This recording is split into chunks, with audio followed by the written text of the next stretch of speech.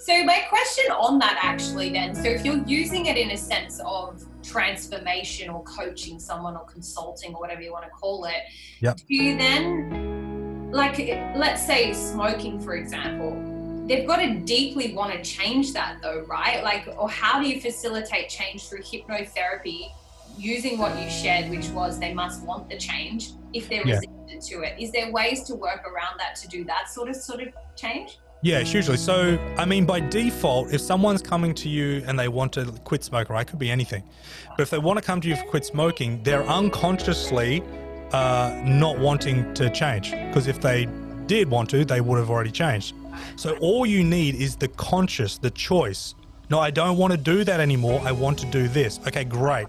So now we've got, free will, or we've got free choice. Great, happy days. Everything else is all just the details of going through the process and communicating to the unconscious mind directly. So if someone came to me and said, oh, I don't want to change, I'd be like, well, I'm the last person that you want to talk to because I can't do much for you, right? Okay, cool. Yeah, that makes sense. Well, it's like any coaching experience. Like I always say to my clients on application calls, you must be ready to get into action and get the results, or I'm not working with you. So you want to be ready for change. Now, in saying that, there has been many, many, many times where people like, oh, I want to change, but I don't, because I don't know about what's going to happen, the fear of the future, the fear of failure, all the things.